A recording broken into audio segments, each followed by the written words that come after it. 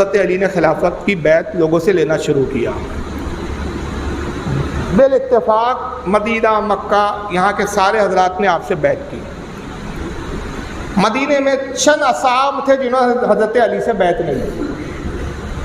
اس میں ایک حضرت زبیر تھے، ایک حضرت طلحہ بن عبید اللہ تھے، دونوں عشرہ مبشرہ میں، حضرت طلحہ بھی عشرہ مبشرہ میں، حضرت زبیر بھی عشرہ مبشرہ میں سے، اور حضور صلی اللہ علیہ وسلم سے ان کی رشتہ داری ہے، حضرت علی سے بھی رشتہ داری ہے۔ حضرت زبیر ابن عوام اس صحابی کا نام تھا، یہ حضرت صفیہ جو رسول اللہ کی سگی پھوپھی تھی ان کے صاحبزادے تھے، یعنی حضور کے پھوپھیزاد بھائی تھے، سگے پھوپھیزاد بھائی، اور حضرت سیدنا ابو بکر صدیق کے داماد تھے۔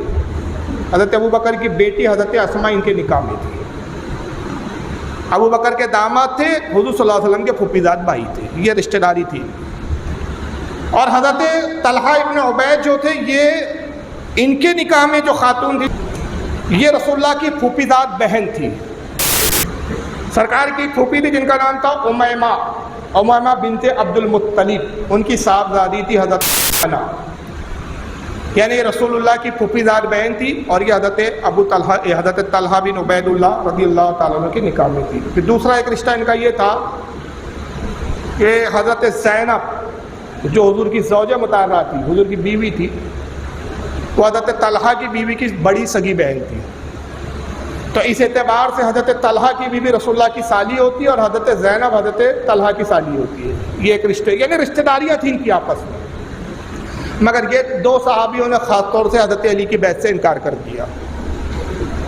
مولا علی نے ان کو بلایا اور کہا کہ اے زبیر اور اے طلحہ، میں نے دیکھ رہا ہوں کہ تم میری بیعت پہ راضی نہیں ہو، آخر تمہارے اختلاف کی کیا وجہ؟ باخدا اگر تم خلیفہ بننا چاہتے ہو میں تمہارے ہاتھ پہ بیعت کرنے کے لیے تیار ہوں۔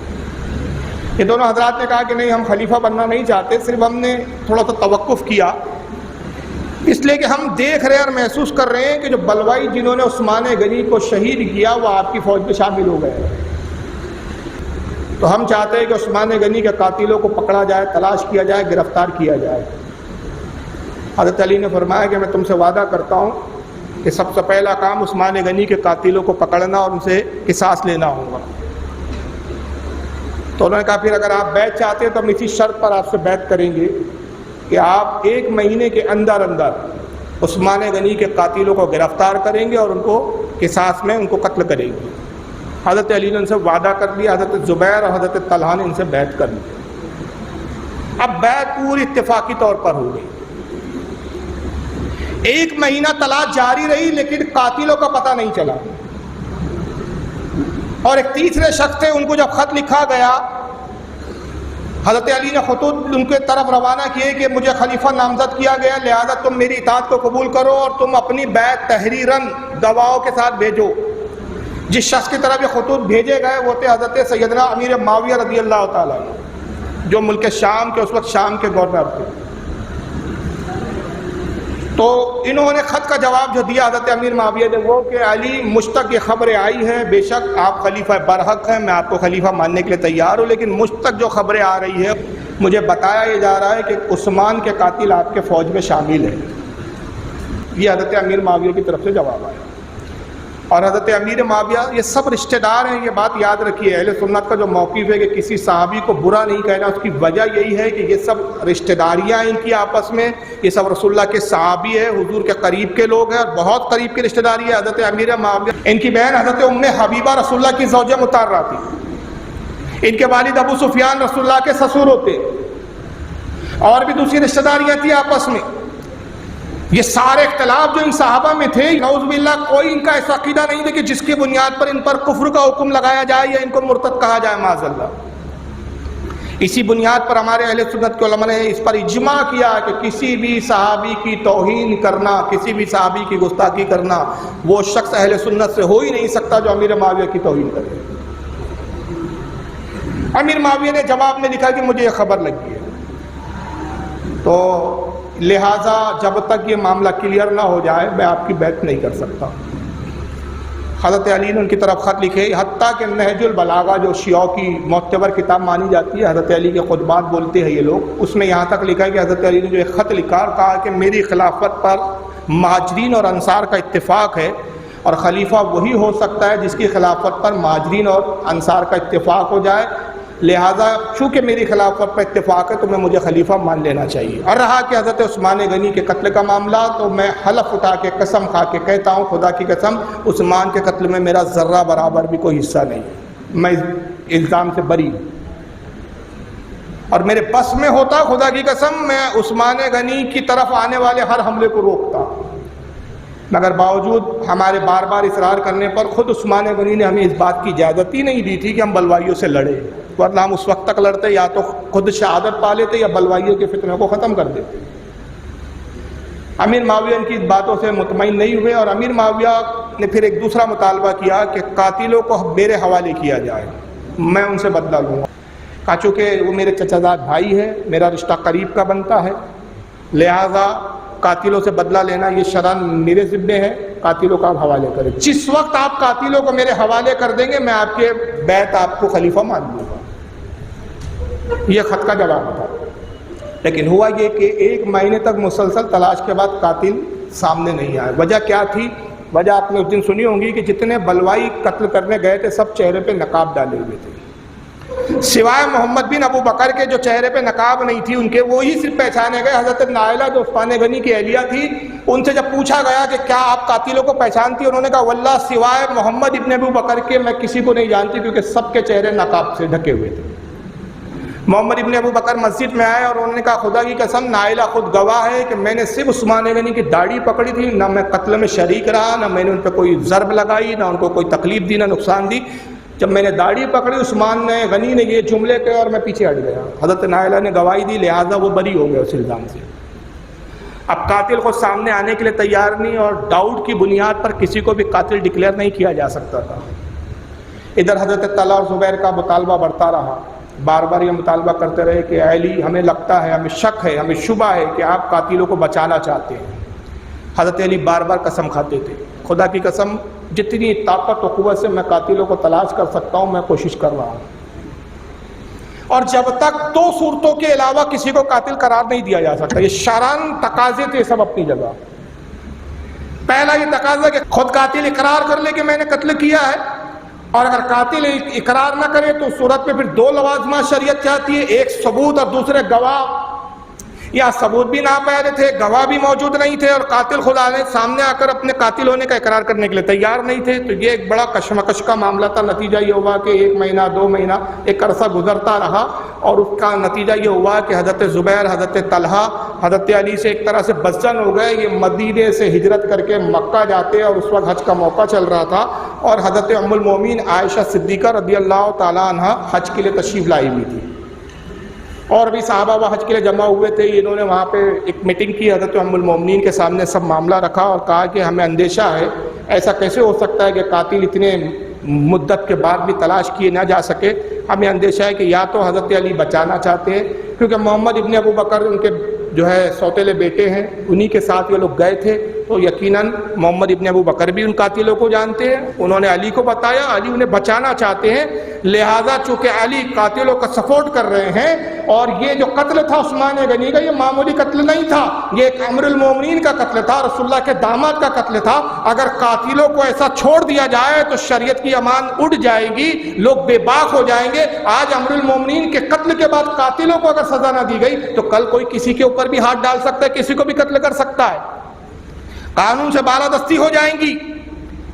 اس قسم کی سب وہاں مکہ میں تقریریں ہوئی، نتیجہ یہ ہوا کہ لوگوں نے کہا ام المومنین آپ فرمائیں کہ اب کیا کیا جائے، تو کہا کہ علی کو مہلت دی جائے، ان کو بتایا جائے، اور اگر علی اس مہلت کے بعد بھی قاتلوں کو کامیاب ڈھونڈ کے پکڑنے میں کامیاب نہ ہو، اور اگر معلوم ہو کہ بچاتے ہیں تو ہم علی کے خلاف جنگ کریں گے۔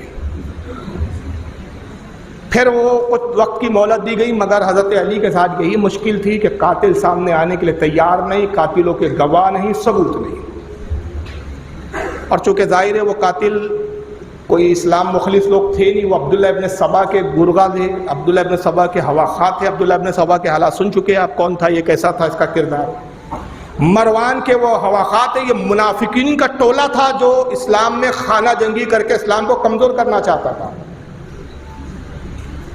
لہذا وہ نہ تو خدا نے ان کے لیے تیار قاتل، اور وہ اپنے آپ کو مسلمانوں میں ایسا گم اور مکس کر چکے تھے کہ ان کو پہچاننا بھی مشکل۔ مسلمانوں کے ساتھ اٹھتے بیٹھتے تھے، نمازیں پڑھتے تھے۔ جب مہلت گزر گئی، نتیجہ یہ ہوا کہ حضرت عائشہ ام المومنین رضی اللہ تعالیٰ عنہ حضرت علی کے خلاف کھڑی ہو گئی۔ ایک فوج ترتیب دی گئی، اور حضرت علی نے اس وقت یہ کیا کہ چونکہ مدینے میں حضرت عثمان غنی کا جو فتنہ ہوا تھا شہادت کا وہ بڑا شدید تھا، کئی دن تک مدینے میں لوگوں کو گھروں میں قید کر کے مجبور کر دیا گیا تھا کہ گھر سے باہر نہ نکلے، کرفیو کی کیفیت ہو گئی تھی۔ عثمان غنی کا گھر لوٹ لیا گیا تھا، خون ریزیاں ہوئی تھی، خون بہا تھا۔ تو علی نے کہا کہ اب میں نہیں چاہتا کہ یہی صورتحال پھر دوبارہ ہو اور مدینے میں رسول اللہ کے مقدس شہر میں خون بہایا جائے۔ آپ نے اپنی راجدھانی کو مدینے کی جگہ کوفہ میں منتقل کر دیا کہ اگر کوئی بھی مسئلہ ہو تو کوفہ میں ہو، مدینہ محفوظ رہے۔ سرکار کے شہر میں یہ سب خون ریزی کو میں پسند نہیں کرتا۔ یہ لشکر تیار ہوا اور کوفہ کی طرف کوچ کرنے لگا۔ اس لشکر کی قیادت خود حضرت عائشہ ام المومنین فرما رہی تھی۔ حضرت زبیر، حضرت طلحہ اس فوج کے کمانڈر تھے۔ اس میں جتنے لوگ تھے سب صحابی تھے، سب تابعی تھے۔ یہ ان کا اپنا اجتہاد تھا۔ اجتہاد یہ تھا کہ علی کوتاہی کر رہے ہیں، جو شخص کوتاہی کرے، اسلام کے قانون کا نفاذ نہ کر سکے، وہ خلیفہ ہو نہیں سکتا، اس کے خلاف لڑنا شریعت کا تقاضا۔ یہ ان کا اپنا اجتہاد تھا۔ اور حضرت مولا کائنات کا یہ تھا کہ جب تک قاتل خود اقرار نہ کرے، ثبوت نہ ملے، کسی کو بھی پکڑ کے سزا نہیں دی جا سکتی۔ اگر کسی کو بھی پکڑ کے لا کے سزا دے دی جائے اور کہہ دیا جائے کہ ہاں بھائی عثمان غنی کے قاتلوں سے بدلہ لے لیا گیا، تو اصل قاتل تو آزاد ابھی بھی گھوم رہے، بے قصور جن کو مارا گیا، ان کا جرم، ان کا گناہ، ان کا خون ہمارے اپنے سر پہ چڑھ جائے گا، ہم اس کے جواب دہ ہو جائیں گے اللہ کی بارگاہ میں۔ سب کے پاس اپنے اپنے دلائل تھے، سب کے پاس اپنے اپنے شریعت کی دلیلیں تھی۔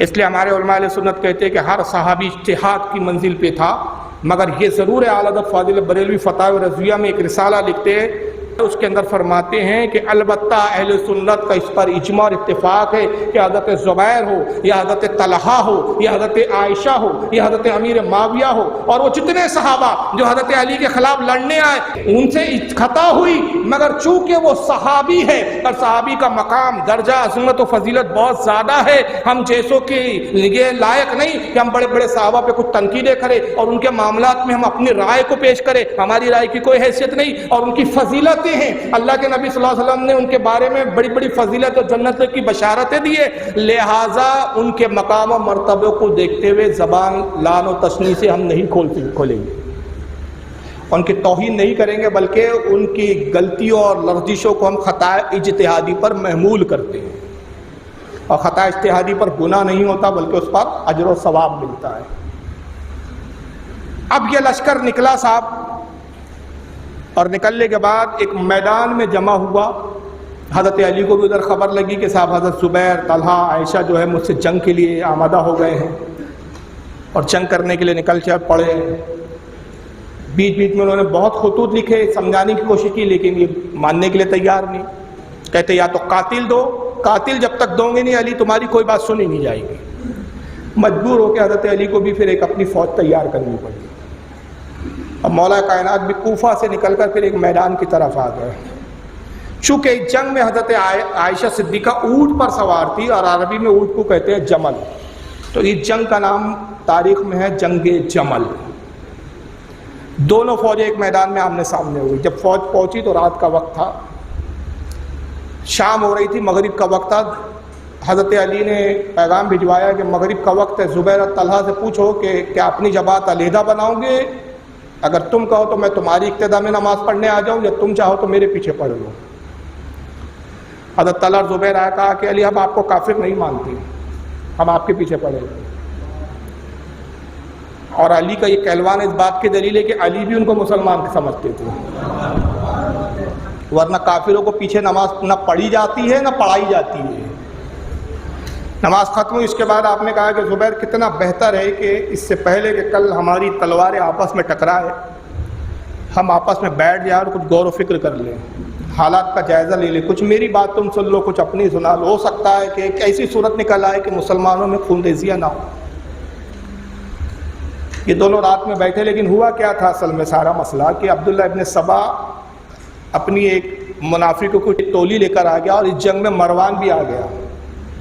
ظاہراً مروان حضرت زبیر کی فوج میں تھا، مروان ابن حکم، یہی فتین جس نے خط لکھا تھا عثمان غنی کا جعلی۔ ظاہراً حضرت زبیر کے ساتھ تھا، لیکن اس کا اپنا ایک منافقین کا ٹولہ تھا۔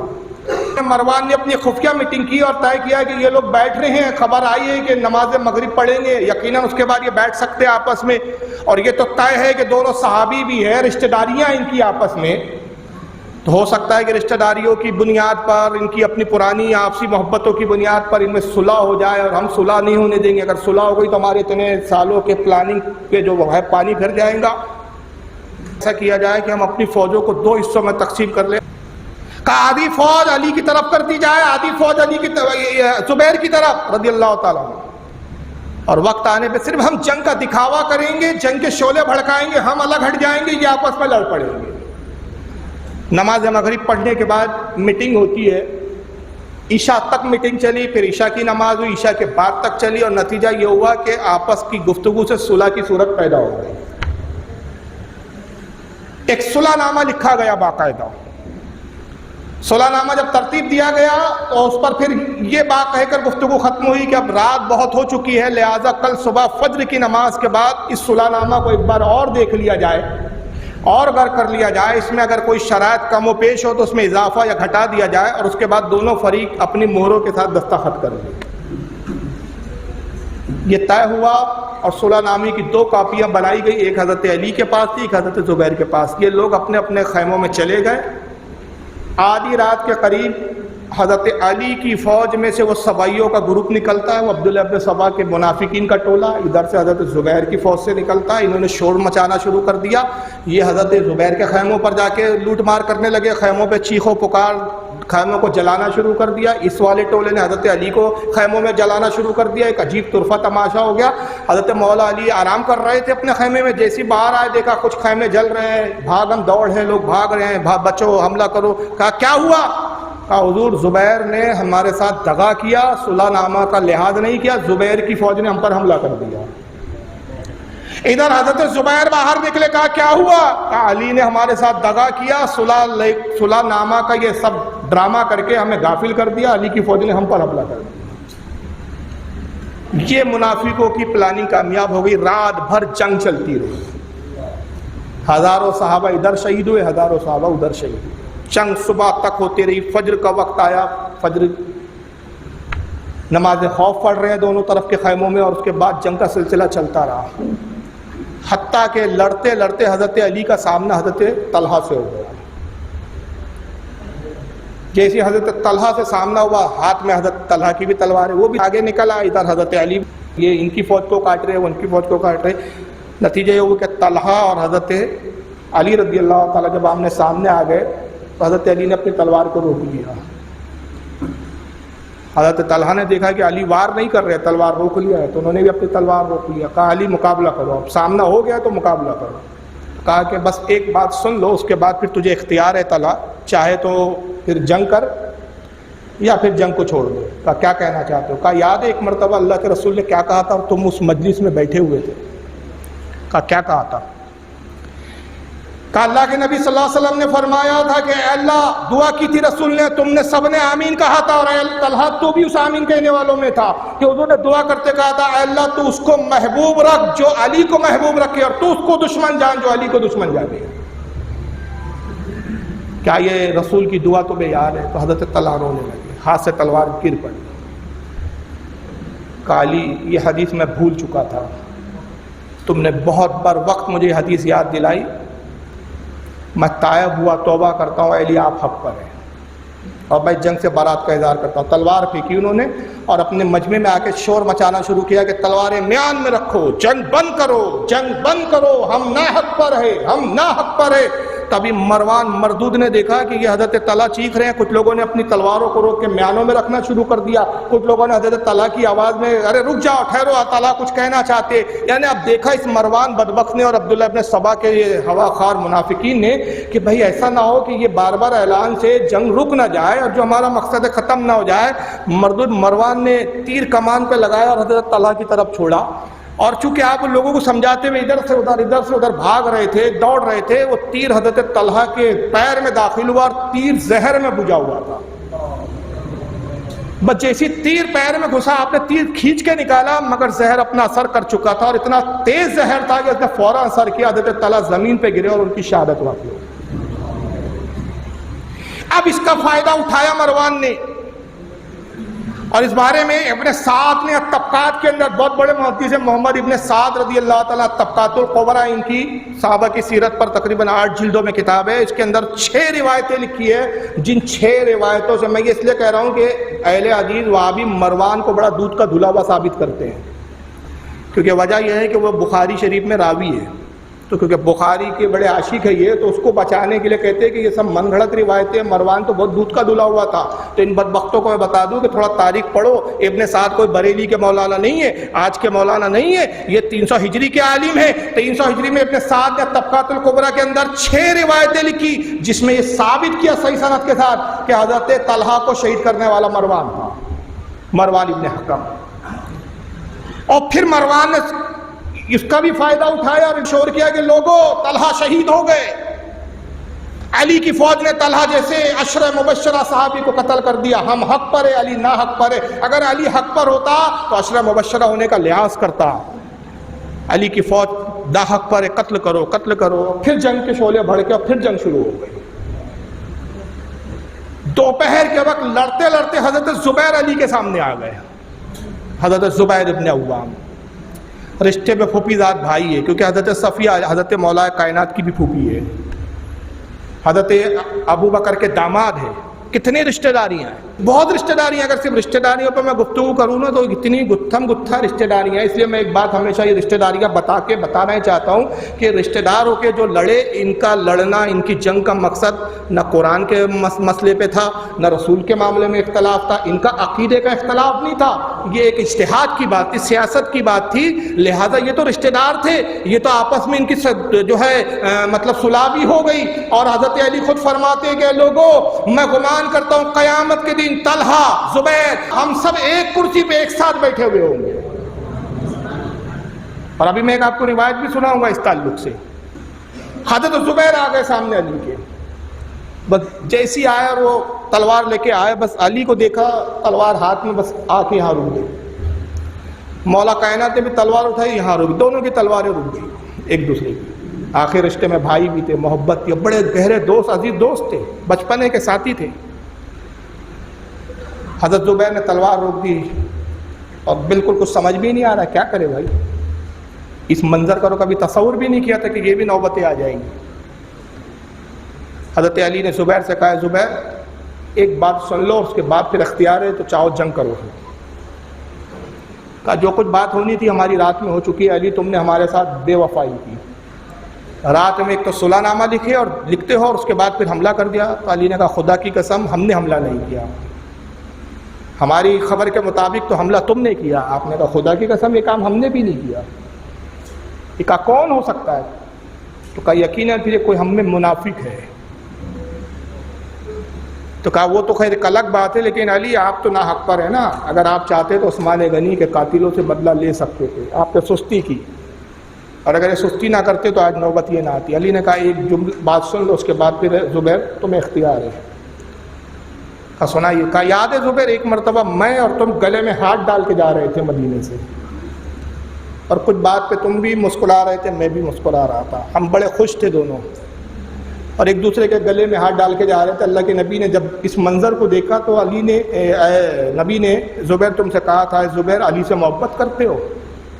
تو تم نے کہا تھا ہاں یا رسول اللہ میں علی سے بڑی محبت کرتا ہوں۔ پھر حضور نے مجھ سے پوچھا اے علی تم زبیر سے محبت کرتے ہو؟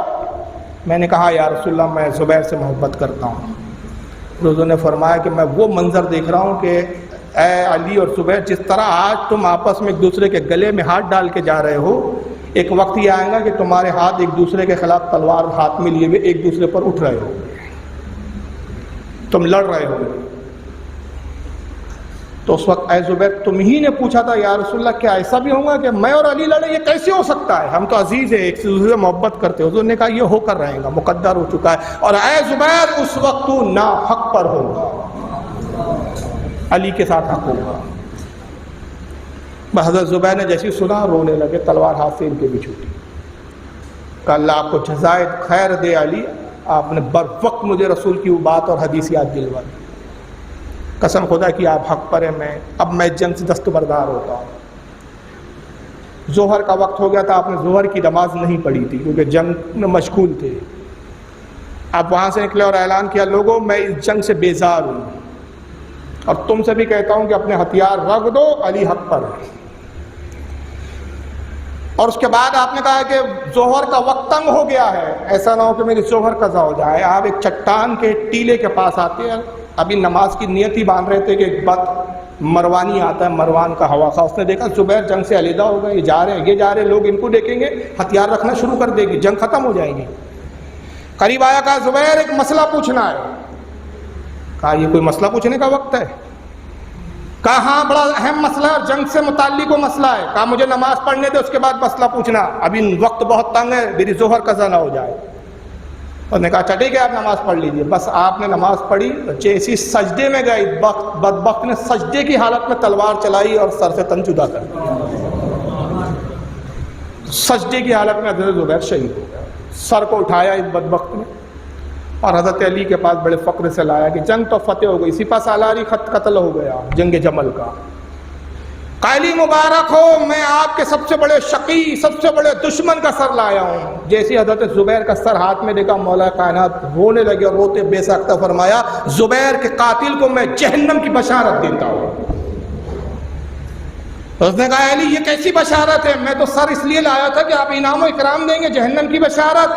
آپ نے فرمایا ہاں ہاں, خدا کی قسم میں نے اپنے کانوں سے رسول اللہ کو یہ کہتے ہوئے سنا کہ میرے آقا نے فرمایا ہر نبی کا ایک حواری ہوتا ہے, ایک گہرا قریبی دوست ہوتا ہے. جنت میں میرا حواری زبیر ابن عوام ہے, اور جو زبیر کو قتل کرے وہ بدترین جہنمیوں کتوں میں سے ایک کتا ہے. جب اس شخص نے سنا کہ صاحب انعام کی بجائے تو مجھ پہ لعن طعن ہو رہی ہے اور مجھے جہنم کی بشارتیں دی جا رہی ہے, اس نے نعوذ باللہ من ذالک حضرت زبیر کے سر کو زمین پہ پٹکا اور پیر پٹک کر یہ کہتے ہوئے گیا کہ عجیب جنگ ہے, مارو تو بھی جہنمی, مر جاؤ تو بھی جہنمی, یہ کیسی جنگ ہے؟ حضرت زبیر بھی شہید ہو چکے تھے, حضرت طلحہ بھی شہید ہو چکے تھے. اب اس فوج میں کوئی کمانڈر ہی نہیں تھا فوج کو کمانڈ کرنے والا. تو ان بدبختوں نے ایک چال چلی, سبائیوں نے کہا ام المومنین عائشہ صدیقہ کی وہ اونٹ پر بٹھا کر بیچ میدان میں لایا جائے خیمے سے. اگر وہ میدان میں آ جائیں گی تو ان کو دیکھ کر فوج میں جوش آ جائے گا, جنگ جاری رہے گی. یہ حضرت عائشہ کے خیمے میں آئے بدبخت اور یہ جھوٹی بات کہی کہ علی کی فوج نے طلحہ کو بھی شہید کر دیا, حضرت زبیر کو بھی شہید کر دیا. 2 اشرہ مبشرہ کو علی کی فوج نے مار دیا. اے ام المومنین آپ کو میدان میں اترنا پڑے گا. اس طرح سے اس منظر کو پیش کیا ہے کہ حضرت عائشہ صدیقہ مجبور ہو کر پردہ کر کے, حوض تھا جس پہ پردے ڈلے ہوئے تھے, اس پہ حضرت عائشہ کو بٹھایا, حوض کو جو ہے سب اونٹ پہ رکھا اور اس اونٹ کو بیچ میدان میں لے آئے اور پھر انہوں نے نعرے لگانے شروع کر دیے کہ دیکھو تمہارے درمیان میں ام المومنین ہیں, ام المومنین پر اپنی جان فدا کر دو, اور اگر تم نے اپنی جانوں کو فدا نہیں کیا, بہادری سے نہیں لڑے, تو علی کی فوج جس طرح انہوں نے حضرت زبیر کا لحاظ نہیں کیا, جس طرح حضرت طلحہ کا لحاظ نہیں کیا, ایسا نہ ہو کہ ام المومنین کا بھی لحاظ نہ کرے اور نبی کی بیوی نبی کی زوجے کو بھی شہید کر دیں گے یہ لوگ, ان کی جان کی حفاظت کرو. یہ کہہ کر جوش دلانے لگے اور جنگ کے شعلے بھڑکانے لگے. حضرت علی نے دیکھا, حضرت علی کے ساتھ ان کے سب سے چہیتے, سب سے ان کو ایک فوج کا کمانڈر بھی بنایا تھا, وہ تھے محمد ابن ابو بکر, حضرت عائشہ کے بھائی. یہ علی کے ساتھ لڑ رہے, رشتہ دار ہیں آپس میں بھائی. عجیب جنگ تھی, صرف نظریات کی بنیاد پر ایک دوسرے کے سامنے آئے تھے. ایک طرف بھائی ہے اور ایک طرف بہن ہے, ایک طرف ادھر بھائی ہے تو ادھر بھی بھائی ہے. یہی وجہ ہے کہ حضرت مجدد الثانی شیخ احمد سرندی رحمۃ اللہ تعالی علیہ مکتوبات ربانی میں فرماتے ہیں کہ لوگوں چاہے جنگ جمل ہو چاہے جنگ صفین ہو, اس متعلق اپنی رائے دینے سے اور کسی ایک گروہ کو ناک کہنے سے زبان روکو. خدا کی قسم دونوں طرف صحابی ہے. اگر تم نے حضرت زبیر یا حضرت معاویہ کی فوج کو بھی ناحق کہہ دیا تو تمہارا آدھے دین سے اعتماد ختم ہو جائے گا, کیونکہ آدھے کے آدھے صحابہ ہو جائے, ان سے بھی حدیثیں اور روایتیں آئی ہیں, ان سے بھی احکام آئے ہیں. حضرت علی نے جب ان کی شرارت دیکھی, حضرت محمد ابن ابی بکر کو بلایا, کہا محمد ادھر آؤ, عائشہ ام المومنین تمہاری محرم ہے, کسی اور سپاہی کو اگر میں یہ کام کے لیے بھیجوں تو پردے کا لحاظ نہیں رہے گا، تمہاری بہن ہے، لہٰذا اپنی فوج کے ایک ٹولی کو لے جاؤ، سب سے آگے تم رہو، اور کسی بھی طرح ایسا کرو کہ حضرت عائشہ کو یا تو اونٹ کو وہاں سے نکال لو یا اونٹ کے پیر کاٹ دو تاکہ وہ اونٹ زمین پہ بیٹھ جائے تو حضرت عائشہ کسی کو نظر نہ آئے۔ حضرت محمد ابن ابو بکر ایک ٹولی کو لے کر حملہ کرتے ہوئے، فوج کو چیرتے ہوئے حضرت عائشہ کے اونٹ تک پہنچے اور اونٹ کے پیر پہ تلوار ماری، اونٹ کے پیر کٹے، اونٹ زمین پہ گرا۔ اس سے پہلے کہ حوض زمین پہ آتا اس کو سنبھال لیا گیا اور حضرت عائشہ رضی اللہ تعالیٰ عنہ کو آپ نے ایک طرح سے نظر بند کر دیا، قید لفظ نہیں بول رہا ہوں میں، اور آپ نے کہا لوگو اب جنگ کو روک لو، تلواریں لے لو، ام المومنین عائشہ جو تمہاری کمانڈر ہے وہ ہمارے قبضے میں ہے اس وقت۔ جب فوج نے دیکھا تو ہتھیار رکھنا شروع کر دیا، یہاں یہ جنگ ختم ہو گئی۔ حضرت عائشہ کے خیمے میں لایا گیا، ان کے خیمے میں، حضرت علی خیمے میں داخل ہوئے، سلام کیا، ام المومنین نے جواب دیا۔ آپ عرض کرتے ہیں کہ ام المومنین کیا اتنے حالات دیکھنے کے بعد بھی اب آپ یہ سمجھتی ہے کہ آپ حق پر تھی؟ کہا نہیں علی، میں حق پر نہیں، حق پر تم ہی ہو۔ افسوس کہ یہ ساری باتیں، یہ سارے خلاصے اس وقت ہوئے کہ اب بات بہت دور تک نکل گئی تھی۔ اب میں آپ سے جنگ نہیں لڑوں گی، میں آپ سے معافی چاہتی ہوں، افسوس کرتی ہوں، اللہ سے استغفار کرتی ہوں۔ معافی تلافی ہوئی، دونوں رونے لگے، حضرت علی بھی روتے تھے، حضرت عائشہ بھی روتے تھے۔ ٹھیک ہے کہ حالات کیسے ہوئے کہ آج ہم آپس میں لڑ پڑے ہیں۔ پھر آپ نے اپنے بیٹے، سوتیلے بیٹے تھے محمد ابن ابو بکر صدیق کے صاحبزادے تھے، میں بتا چکا ہوں۔ ابو بکر کی بیوہ سے حضرت علی نے نکاح کیا تھا، ان کے ساتھ آ گئے تھے۔ محمد ابن ابو بکر کو حکم دیا کہ اپنے ساتھ میں کوئی سپاہی لو اور ام المومنین کو باعزت مدینہ لے کے جاؤ۔ انہوں نے اپنے چند نقاب پوش سپاہیوں کو لیا، چہرے پہ نقاب ڈلی ہوئی تھی محمد ابن ابو بکر کے سارے سپاہیوں پر، کسی کے چہرے کھلے نہیں تھے، صرف انہی کا چہرہ کھلا تھا۔ اونٹ پر حوض پہ بٹھایا گیا، سفر چلتا رہا، راستے بھر ام المومنین اس بات کی شکایت کرتے رہے، بڑے غصے میں یہ جملے کہتے رہی، وہ روایتوں میں آتے ہیں کہ علی نے میرے ساتھ یہ کام اچھا نہیں کیا کہ غیر محرم اتنے سارے مردوں کے ہجوم میں مجھے مدینے پہنچایا جا رہا ہے، ایک عورت بھی میرے ساتھ نہیں رکھی اس نے، سب مرد ہی مرد ہے، جہاں میں اپنے حوض سے پردہ ہٹا کے جھانکتی ہوں، دیکھتی ہوں تو مرد کے سوا کوئی نظر نہیں آ رہا۔ اور بار بار وہ محمد ابن ابو بکر کو کہتی، محمد علی نے میرے ساتھ اچھا نہیں کیا، آپ خاموشی سے چلتے رہتے۔ جب مدینے پہنچی، جیسے گھر میں داخل ہوئی تو آپ نے وہ سارے سپاہیوں جو انہوں نے حوض کو اتارا، گھر میں جب گئی ان کو آواز دی کہ آؤ ام المومنین کی آخری میں زیارت و سلام کر لو۔ انہوں نے کہا محمد اب یہ مردوں کو میرے حجرے میں تب گھساؤں؟ کہا پہلے آپ دیکھ تو لیجئے، راستہ بھر تو آپ نے بہت جوش میں کہا، میں حکمتاً خاموش رہا کیونکہ مجھے علی نے روکا تھا کہ راستے میں کوئی ایسی بات نہ کرنا کہ جس سے حضرت ام المومنین عائشہ صدیقہ کے مزاج میں کوئی غصے اور جلال کی کیفیت آ جائے، کسی بات پہ ناراض نہ ہو جائے۔ یہ تاکید کی تھی حضرت علی نے، اس لیے میں خاموش تھا۔ مگر جو آپ راستے بھر حضرت علی کو یہ کہتے رہی نا کہ اچھا نہیں کیا، ذرا دیکھ تو لیجئے، جب جیسی سپاہیوں نے نقاب اٹھایا کوئی مرد نہیں تھا، سب عورتیں تھیں۔ خوب رونے لگی حضرت عائشہ، کہا کہ قربان جاؤں میں علی پر کہ کتنا لحاظ کیا، اور روایتوں میں آتا ہے کہ تا زندگی اس بات پر افسوس کرتی تھی، روتی تھی، اور تا زندگی صدقہ کرتے رہتی تھی، کہتی تھی یہ اس بات کا صدقہ ہے کہ میں علی کے مقابلے میں آئی، علی کے خلاف آئی، میں اللہ کی راہ میں صدقے سے دیتی ہوں کہ اس صدقے کے عوض اللہ تعالیٰ میرے اس جرم کو معاف کر دے۔ جنگ جمل اپنے اختتام پر پہنچی، لیکن ابھی نہ صاحب کا معاملہ کیا ہے، پہلے میں ایک روایت سنا دوں کیونکہ آج پورا لان تان چل رہا ہے نا۔ حضرت زبیر کو گالیاں، حضرت طلحہ کو گالیاں، حضرت عائشہ کو گالیاں، تبرے ہوتے ہیں، امیر معاویہ کو گالیاں۔ ایک کتاب ہے میرے پاس، دارالحدیث قاہرہ کی چھپی ہوئی ہے، قاہرہ مصر میں، مصر سے چھپی ہے، ہندوستان سے چھپی نہیں ہے۔ نام کیا ہے؟ پڑھ پا رہا ہے کوئی؟ السنن الکبریٰ اس کی کتاب ہے، امام بہقی کی۔ یہ بہت بڑے محدث اپنے وقت کے، 458 ہجری کی وفات ہے۔ ایک دوسری کتاب ہے المصنف، امام ابن ابی شیبہ کی، یہ دارالفکر بیروت لبنان سے چھپی ہوئی ہے کتاب، یہاں کی نہیں ہے، یہ انڈیا سے نہیں ہے، سب باہر سے بلاتا ہوں میں کتاب ہے۔ یہ امام ابن ابی شیبہ کی المصنف۔ کون ہے امام ابن ابی شیبہ؟ امام بخاری کے استاد ہیں، امام مسلم کے استاد ہیں، امام ابو داؤد کے استاد ہیں، 3 جلیل القدر امام کے استاد ہیں. یہ دونوں حضرات روایت کر رہے ہیں. یہ میں یہ معتبر محدث کا حوالہ دے رہا ہوں. اس کے علاوہ پھر حوالے اور بھی ہیں. امام ابن ابی شیبہ 235 ہجری میں ان کا انتقال ہوا. کب ہوا ہے؟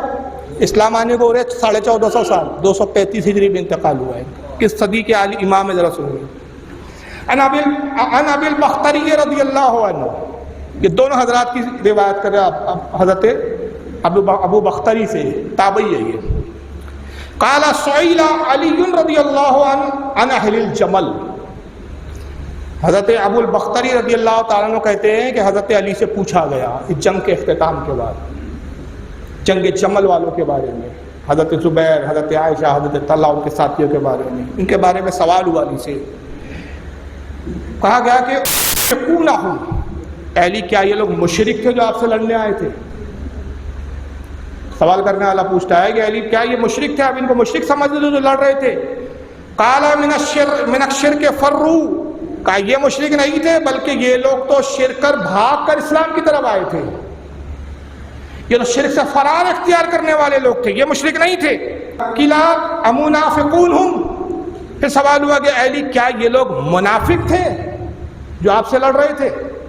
لیکن سوال دیکھیے آج کیا کہا جا رہا ہے، علی سے لڑے منافق تھے، علی سے لڑے ایمان سے خارج ہو گئے، علی سے لڑے. فتویٰ کس سے پوچھا جا رہا ہے؟ آج کے پھٹیچر مولوی سے نہیں، علی سے پوچھا جا رہا ہے. فتویٰ علی کا ہے. مولا کائنات سے پوچھا جا رہا ہے، پوچھا گیا حضور کیا یہ مشرک تھے؟ کہا نہیں، یہ تو شرک سے بھاگے تھے، یہ لوگ شرک سے بھاگنے والے تھے، شرک کو چھوڑنے والے تھے. کیا یہ منافقون تھے؟ قال ان المنافقین لا یذکرون اللہ الا قلیلا، کہا یہ منافق کیسے ہو سکتے ہیں؟ منافق تو وہ ہوتا ہے جو اللہ کا ذکر بہت تھوڑا کرتا ہے. یہ تو رات بھر اللہ کا ذکر کیا کرتے تھے، ان کی تو راتیں اللہ کی یادوں میں گزر جاتی تھی. یہ منافق نہیں تھے. قیلا فما ہم، پھر پوچھا گیا حضور آپ ان کو کیا سمجھتے آخر، جب یہ منافق نہیں تھے، مشرک نہیں تھے، پھر آپ لڑے کیوں ان سے؟ قال اخواننا بغوا علینا، کہا یہ ہمارے بھائی تھے. بغوا علینا فقتلناہم وقد فعوا وقد قبلنا منہم، ہاں صرف یہ ہوا کہ انہوں نے ہم سے بغاوت کی مگر جب یہ ہماری طرف رجوع کیے تو ہم نے ان کو قبول کر لیا. کیا کہہ رہے حضرت علی ان کو اپنا؟ کس کے بھائی؟ آپ کے اور ہمارے؟ علی کے بھائی. یہ حدیث واضح کر دیتی ہے ان صحابہ کا حکم کہ حضرت علی کے نزدیک نہ یہ مشرک تھے نہ منافق تھے، صرف کیا تھے؟ بغاوت کی تھی. لیکن علی کہتے جب ہماری طرف لوٹ آئے ہم نے ان کو قبول بھی کر لیا، یہ ہمارے اپنے بھائی تھے، جنت پہ ہم اور یہ سب ایک ساتھ ہوں گے. تو جنہوں نے لڑے ان کی صلح ہو گئی، ایک دوسرے میں بھائی چارہ بڑھ گیا. یہ آج کا پھٹیچر نہ جات کا نہ برادری کا، جس کی نسل کا پتہ نہ حسب کا پتہ نہ قوم کا پتہ، یہ چلا یہ صحیح تھے وہ غلط تھے یہ صحیح تھے، تو پتہ لگتا ہے تیری اوقات ہے. اس کو امام بہقی نے سنن الکبریٰ میں لکھا، کتاب القتال اہل البغی، یہ باپ کا نام ہے، جلد 8 صفحہ 300 حدیث نمبر 16713. اور امام ابن ابی شیبہ کا جو حوالہ ہے وہ المصنف جلد 21 صفحہ 368 حدیث نمبر 38918.